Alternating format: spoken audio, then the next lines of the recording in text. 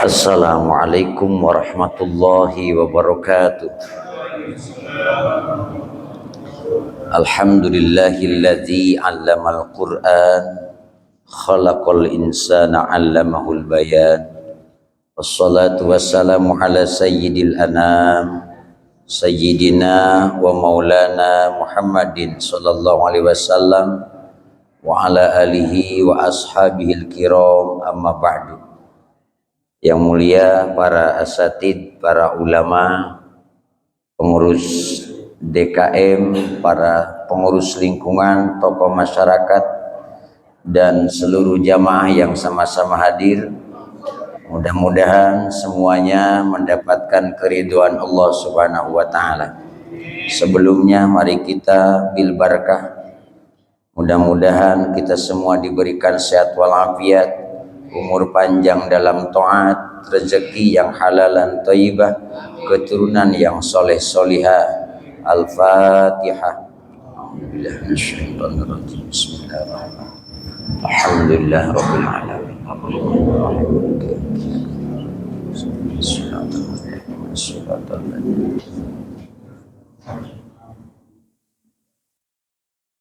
Bismillahirrahmanirrahim. Suratul Baqarati ini adalah surat Al-Baqarah. Madaniyatun adalah surat bangsa Madinah. Wa ayatuha mi'atani wasitun aw sab'un wa samanuna ayatan. Ayatnya itu ada 286 atau 287. Bismillahirrahmanirrahim. Alif lam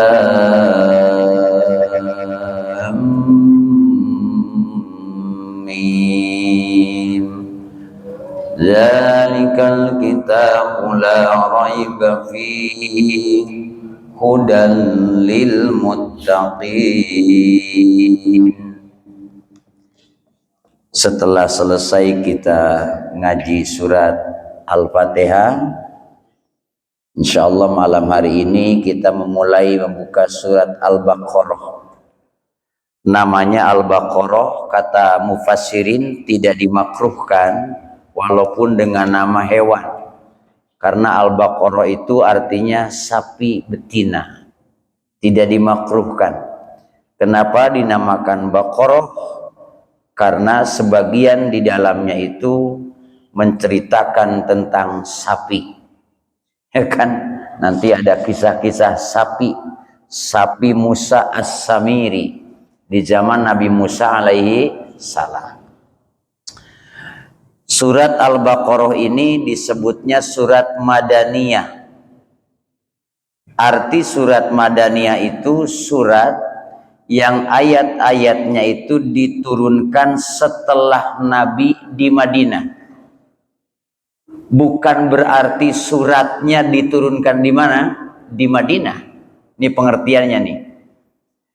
Nabinya bisa saja sedang berada di mana, tetapi setelah Kangjeng Nabi itu hijrah ke Madinah.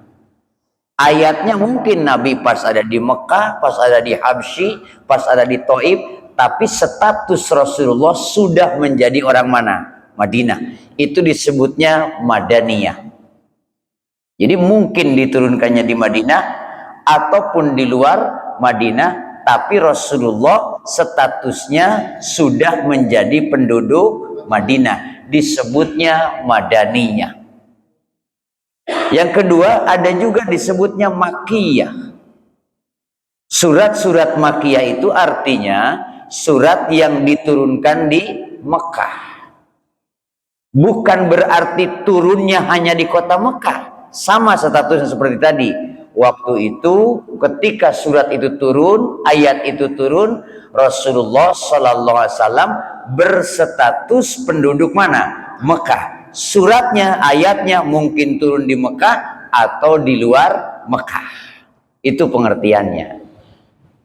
Nah, Al-Baqarah ini disebutnya Madaniyah.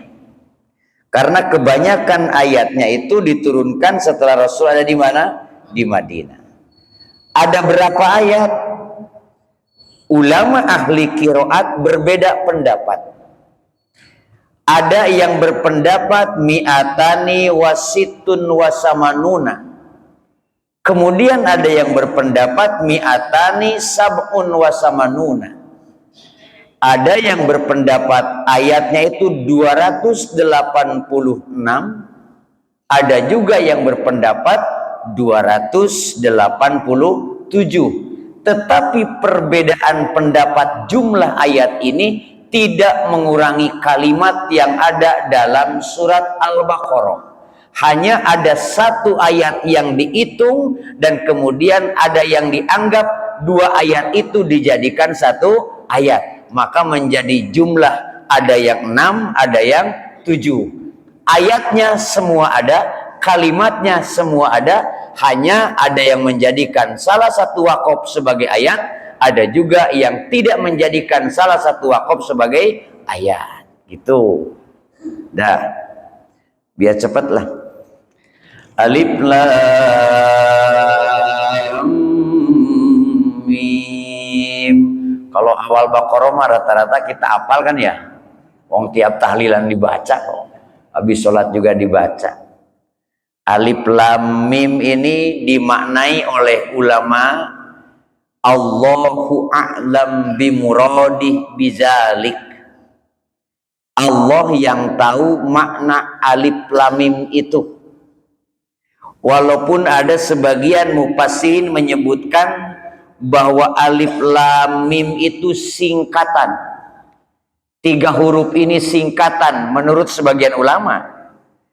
Alifnya Allah, lamnya Jibril, mimnya Muhammad. Tetapi Imam Jalaluddin As-Suyuti beliau cukup mengomentarinya Allahu a'lam bimuradi bizalik. Allah yang tahu tentang maksud huruf alif lam mim. Zalikal kitabu ay hadal kitab, ini kitab Al-Qur'an alladzi yaqra'uhu Muhammadun, yaitu yang dibaca oleh Muhammad.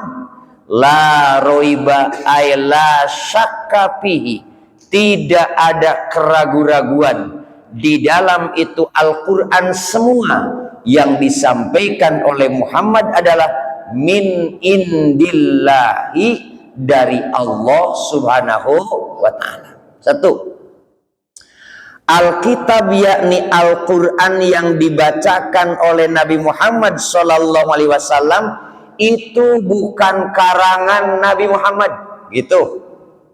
Itu bukan ucapan Muhammad, tapi yang disampaikan Muhammad adalah min indillah. Semua itu dari siapa? Allah. Makanya dalam surat Toha nanti ke depan akan kita temukan wa ma yantiqu anil hawa in huwa illa wahyu yuha. Tidak semata-mata Nabi Muhammad itu bersabda, kecuali itu adalah wahyu dari Allah Subhanahu wa ta'ala. Bukan keluar dari keinginannya, bukan keluar dari nafsunya. Nah, Quran itu dari Allah. Karena kan nanti ada di surat Baqarah ini orang-orang yang menuduh, wah itu mah puisi buatan siapa? Muhammad. Wah itu mah karangan Muhammad. Makanya nanti ada fa'tu bisuratin mim misli. Kalau Quran ini buatan Muhammad, kan ente sama Muhammad sama-sama orang Arab. Coba datangkan satu surat saja yang mirip seperti Al-Quran. Bila perlu datangkan teman-temanmu, kumpulkan semuanya, bikin satu susunan surat yang bagaimana kosakatanya, susunan kalimatnya mirip dengan Al-Quran. Makanya ada yang ngarang menandingi surat Al-Fil, ya kan? Karena ada surat Al-Fil ya, alam taro kaifa fa'ala rabbuka bi ashabil fil. Ada yang ngarang mirip-mirip begitu, tapi jauh caranya dengan Al-Quran. Itu jangan dulu dibahas, nanti aja. Nah, Quran itu adalah harus kita yakini dari siapa? Allah Subhanahu wa ta'ala. Makanya dalam definisinya Al-Quran itu adalah wahyu al-munazzalu ala sayyidina Muhammadin sallallahu alaihi wasallam al-muta'abbadu bitilawati. Adalah wahyu yang diturunkan oleh Allah melalui malaikat Jibril kepada Nabi Muhammad sallallahu alaihi wasallam dan menjadi ibadah dengan membacanya. Quran nih, tahu atau tidak maknanya tetap sama menjadi ibadah. Beda dengan dikir-dikir yang lain. Kata Imam Nawawi dalam majmu'nya, kalau dikir selain Quran, nah, kan kita punya banyak doa-doa tuh yang nggak ngerti artinya kan. Kata Imam Nawawi, kalau tidak tahu maknanya maka tidak ada pahala untuknya. Beda dengan Al-Quran. Quran itu paham atau tidak maknanya, muta'abbadu bitilawati, menjadi pahala dengan membacanya. Wa jumlatun nafi khabarun mubtada'uhu zalika wal isyaratu bihi hudan khabarusani ay hudan lil muttaqin. Quran adalah jelas dari Allah Subhanahu wa taala dan itu hudan. Quran itu petunjuk lil muttaqin, untuk orang-orang yang takwa. Nah, jadi kalau ada orang yang merasa Quran tidak menjadi petunjuk baginya, itu masalahnya karena dia bukan orang yang apa? Takwa. Di awal Baqarah ini Allah mengatakan bahwa Al-Quran ini adalah menjadi petunjuk bagi orang yang bertakwa.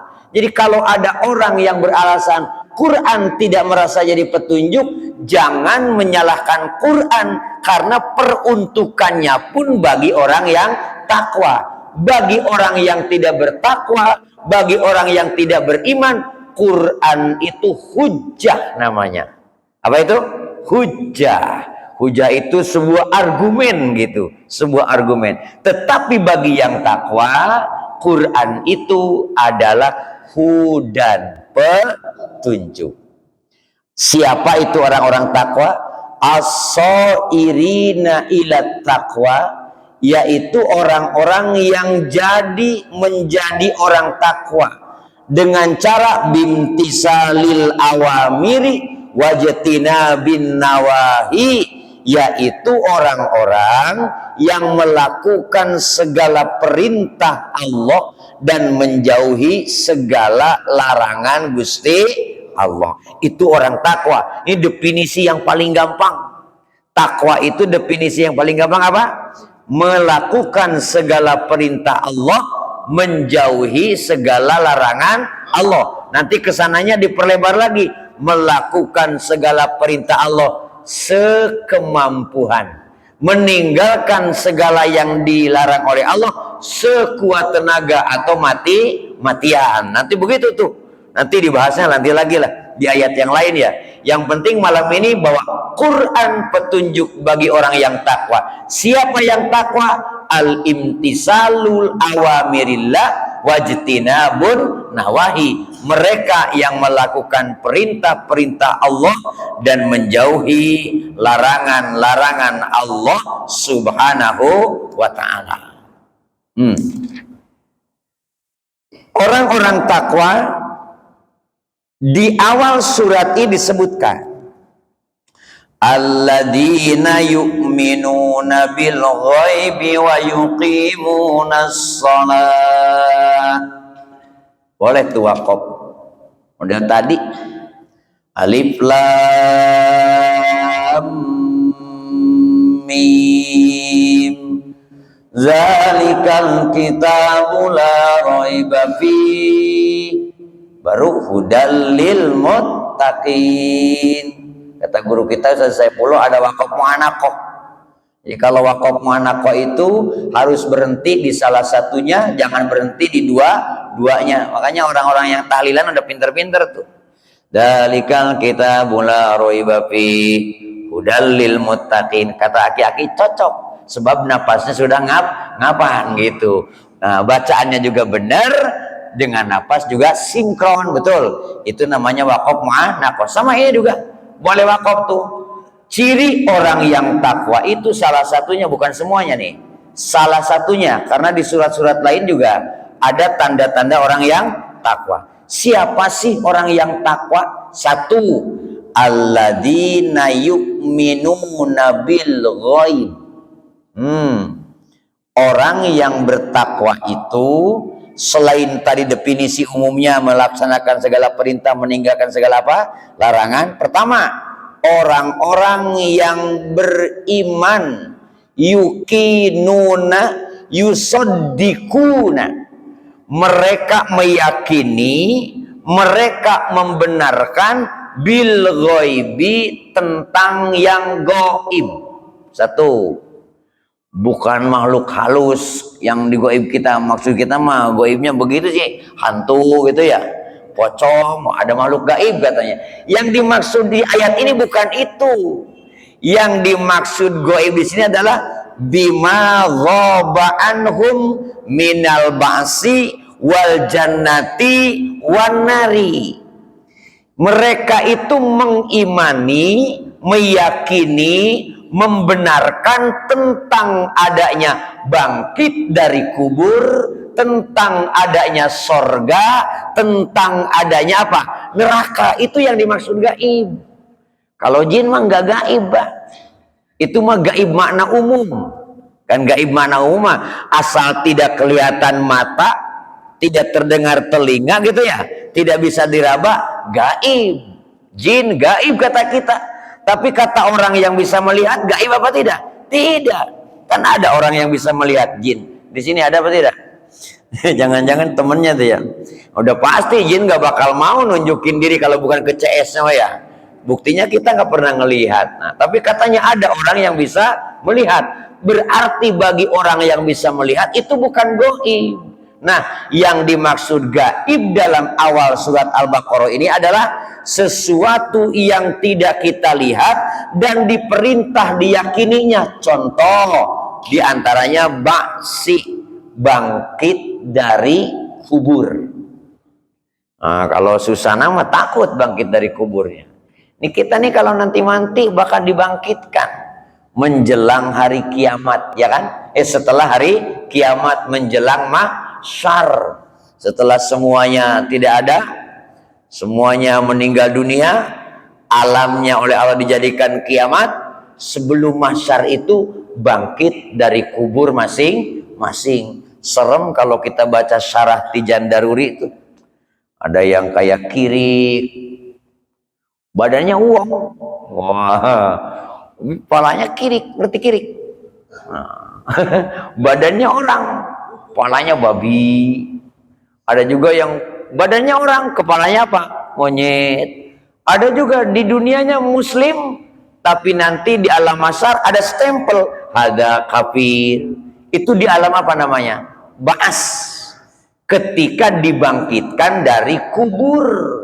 Ternyata tidak seindah yang kita bayangkan. Mengapa perbedaan terjadi? Yaitu tergantung waktu hidup di alam dunia.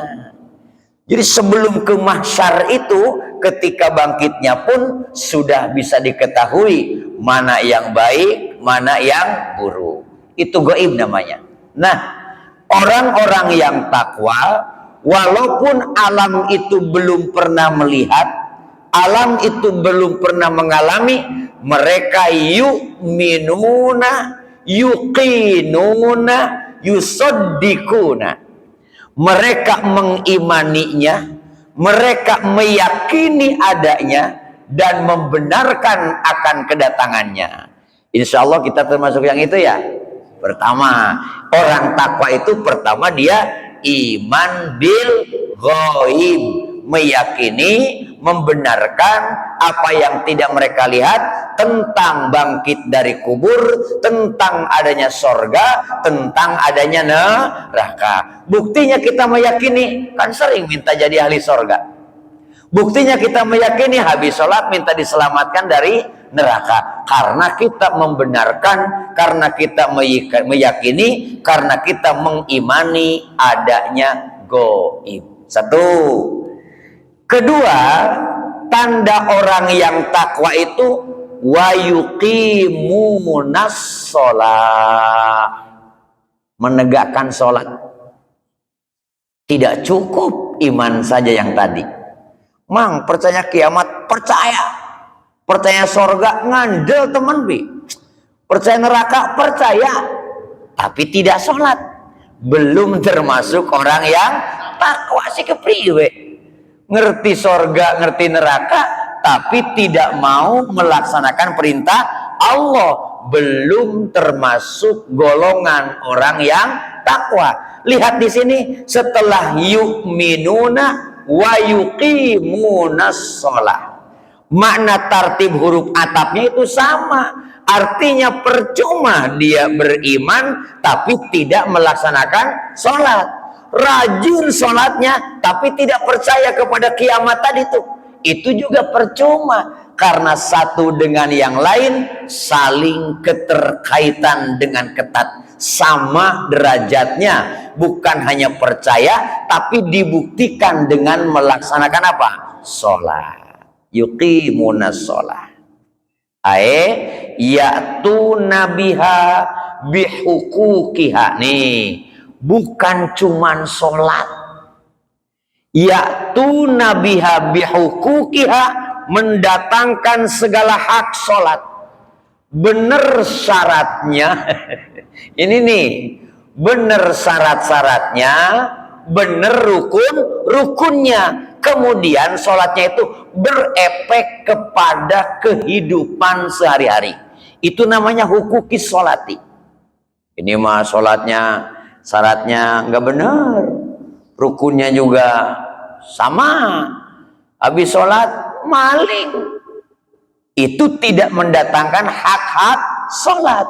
Tapi yang dimaksud yuqimunas sholata, sholatnya orang-orang yang bertakwa itu mereka benar syaratnya, mereka benar rukunnya, dan sholatnya berefek pada kehidupannya. Semakin rajin sholatnya, semakin dijaga lisannya. Semakin rajin sholatnya, semakin baik akhlaknya. Begitupun dengan sesama, mereka tidak saling bermusuhan. Itu makna sholat.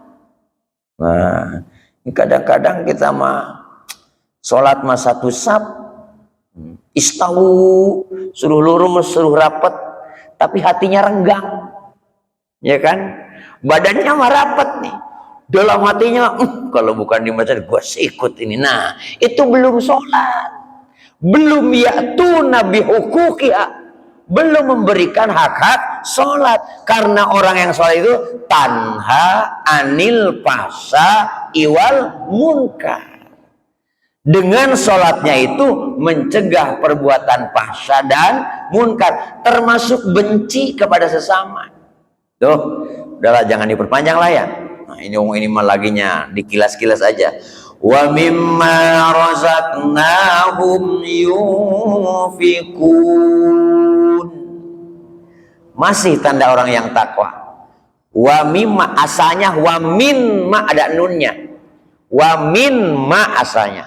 Dibuang nunnya, diidghamkan mim kepada mim. Jadi wa mimma, dan dari sebagian, karena tadi min. Min maknanya litab'id, artinya bukan seluruh hartanya, bukan seluruh rizkinya, tetapi wa mimma razaqnahum, dari sebagian rezeki yang mereka terima, yunfikuna, dinafkahkan, diinfakkan di jalan Allah. Itu tanda orang yang takwa. Allah nggak minta semua, wa mimma, di antara rezeki yang mereka terima kemudian diinfakkan di jalan Allah Subhanahu wa taala. A'tainahum, mereka memberikannya, yunfikuna fi taatillah, dinafkahkan dalam jalan taat kepada Allah. Itu tanda orang yang takwa. Duitnya itu tidak dihabisin pakai jajan sate doang. Ada anak yatim disantuni biar bisa mondok, biar bisa sekolah. Ada fakir miskin dibantu biar bisa menyambung kehidupannya. Ada orang susah dibantu agar keluar dari kesulitannya. Itulah sifat orang-orang yang bertakwa. Mereka tidak senang hidup dengan bahagia sendiri, tapi tidak berbagi dengan sesama. Toh Allah tidak meminta semuanya, hanya meminta sebagian saja. Ada keropak masjid isi, alhamdulillah, kan lumayan ya. Duitnya nggak kepake, mau ditaruh di masjid. Yang 2.000 maksudnya nggak kepake, kan beli rokok juga nggak dapet. Kopi aja 5.000 ya, duitnya nggak kepake, alhamdulillah di masjid mah kepake. Mudah-mudahan nanti para jamaah ngasihnya duit yang kepake. Amin. Untuk kita lagi, betul. Apapun yang dihabiskan di dunia ini, selesai di dunia ini. Tinggal dipinta pertanggungan jawab. Makan daging kambing, makan daging sapi, makan yang makan makanan Eropa, makan Arab, yang macam-macam lah, yang lezat-lezat lah. Yang timbulnya kita nggak boleh makan apa-apa kata dokter tuh. Itu akibat sering makan enak kan begitu ya? Itu semua habis di toilet.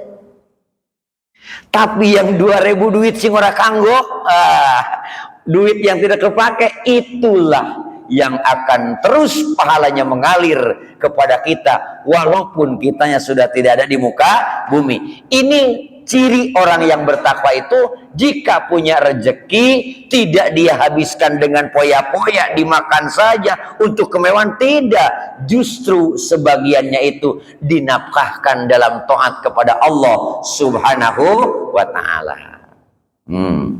Bahkan nanti ada nafkah yang wajib, ada nafkah yang sunat. Mengeluarkan harta itu ada yang wajib, ada yang sunat. Mana yang wajib? Zakat, ya kan? Alhamdulillah kalau zakat fitrah mah kompak. Di sini kompak ya. Tapi giliran zakat mal nggak tahu kompak apa tidak.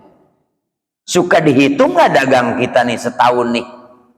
Nisab apa tidak? Usaha kita nih nisab apa tidak?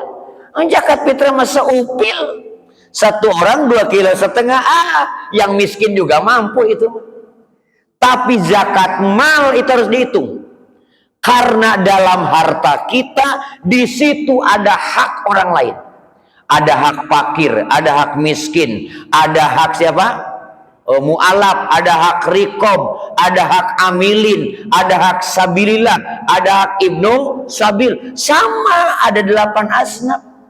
Kalau hak-hak itu tidak diberikan, gak usah ngomongin benci sama koruptor lah, orang yang itu juga koruptor sama, karena tidak memberikan hak orang lain. Orang yang tidak zakat itu sama dengan koruptor yang maling emas 74 kilo tuh, sama dengan yang garong triliunan tuh. Kenapa? Karena memakan hak orang lain. Dalam hartanya itu ada hak fakir, ada hak miskin, dan lain sebagainya. Mudah-mudahan aja usaha kita lancar, terus bisa zakat semuanya. Kalau kita zakat mal semuanya mantap ini ya. Mantap kira-kira. Mungkin tiap habis ngaji makan nasi kebuli kali. Saking banyaknya duit gitu. Masya Allah ini. Apalagi masjid punya utang gak kira-kira. Aduh, ampun ya Allah ya. Padahal orang-orangnya kaya umumnya ya. Dihitung setahun berapa, konsultasi kepada ustadz terdekat bagaimana ngaturnya gitu. Nah itu karena ada yang disebut berinfak itu wajib, ada juga yang sunnah. Yang wajibnya ini tunaikan, makanya termasuk rukun Islam, itaiz zakat. Isa jam berapa Isa? Saya isanya harus di Al-Muhajirin nih Pak. Jadi mungkin nanti 5 menit apa 10 menit sebelum Isa saya berangkat. Ada tahlilan warga. Kalau kiainya nggak datang kan dianggapnya pilih kasih nanti. Eling-eling yang tahlil orang miskin katanya. Kiainya nggak datang gitu. Ya kan? Makanya izinkan nanti ya. Sebelum Isa saya kabur duluan dah. Masya Allah Rabbiya Karim. Tuh tanda orang yang takwa. Apalagi? Walladzina yu'minuna bima unzila ilaika wa ma unzila min qablik. Orang takwa itu adalah mereka yang beriman. Awas konsep iman tadi. Satu, yuqinuna yusaddikuna. meyakini dan membenarkan. Ingat ya, tadi di awal kan sudah ya.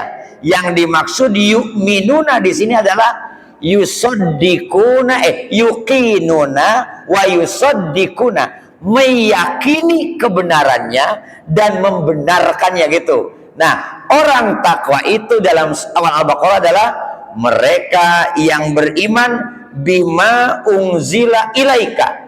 Khitabnya ini kepada Nabi Muhammad, yaitu mereka yang beriman kepada apa yang diturunkan kepadamu. Ke Nabi Muhammad nih, di sini nih. Yang dimaksud apa? Al-Qur'an. Tuh, orang takwa itu beriman kepada Quran. Malah dalam pelajaran anak madrasah kan ada tuh pertanyaan di alam kubur ya. Wa ma imamuka? Siapa imamu? Jangan nyebut Imam Syafi'i atau imamnya Pak Ustadz karena sholatnya sama beliau. Nggak bisa.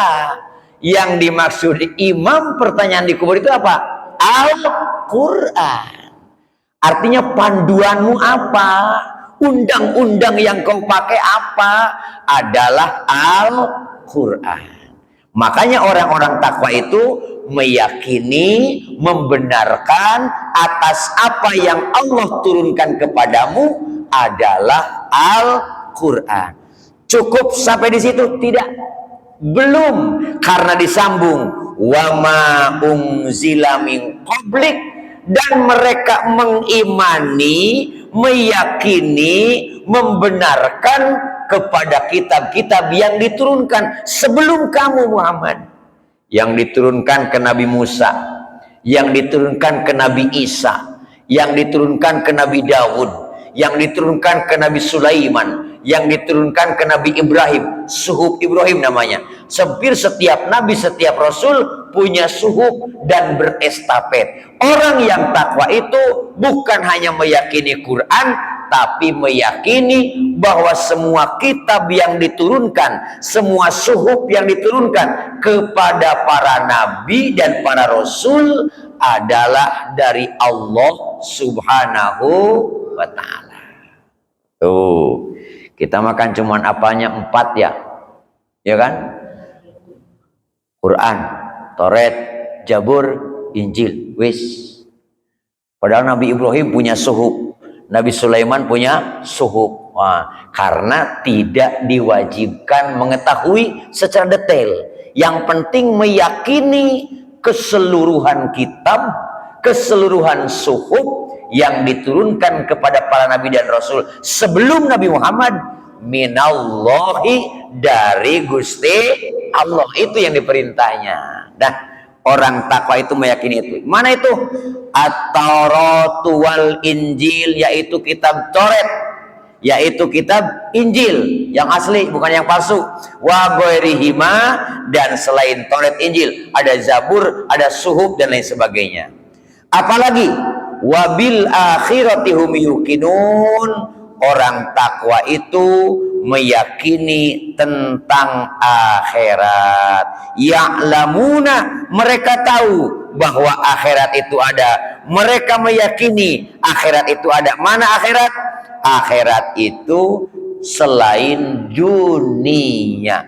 Pertama kita masuk ke akhirat ketika roh diambil oleh Allah, masuk ke alam barzah, mau dikubur, mau dibakar, mau tenggelam ke bawah air kemana-mana, itu namanya alam barzah. Itu mulai masuk ke wilayah akhirat. Nanti percis akhiratnya mana? Ba'as, mahsyar, sorga, neraka, itu akhirat. Orang-orang takwa meyakini dan mengetahui bahwa itu semua akan terjadi, dan di situ ada ganjaran dan siksaan. Nah, mereka yang tadi beriman kepada gaib, mendirikan sholat, memberikan sebagian rezeki di jalan Allah, kemudian apa lagi? Iman kepada kitab Nabi Muhammad, iman kepada kitab-kitab sebelumnya, mempercayai akhirat, ulaika ala hudam mir rabbihim, mereka itu semua sudah berada dalam petunjuk Allah. Ulangi, Mereka yang beriman kepada gaib, bahas tadi, surga tadi, neraka tadi ya. Kemudian mereka mendirikan sholat. Kemudian mereka mengeluarkan zakat, berinfak sedekah. Mereka iman kepada Quran dan kitab-kitab sebelum Nabi Muhammad. Mereka itu ala hudam mir rabbihim, sudah berada di atas petunjuk Allah. Kita ada di situ? Kita ada di situ, ada? Alhamdulillah. Maka karena sudah ada di atas petunjuk Allah, wa ulaika humul muflihun, dan merekalah orang-orang yang beruntung. Al-faizuna, orang-orang yang beruntung, bin jannati, dengan sorga, an-najuna, merekalah orang-orang yang akan diselamatkan, minan nari, dari neraka. Amin Allahumma. Mudah-mudahan kita istiqomah dalam iman dan takwa kepada Allah, semakin terus diperbaiki kekurangannya agar ibadahnya berkualitas, imannya semakin kuat, serta wafat husnul khotimah. Menurut ayat tadi di akhirnya, ala hudam mir rabbihim, sudah benar, gitulah, sudah benar ada di jalan petunjuk siapa? Allah, dan mereka menjadi ahli sorga, diselamatkan dari neraka.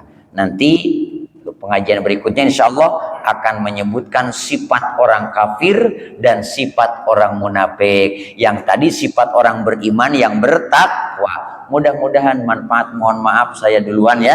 Hadanallahu wa yakum ajmain. Wallahul muwaffiq ila aqwamit thoriq. Wassalamualaikum warahmatullahi wabarakatuh.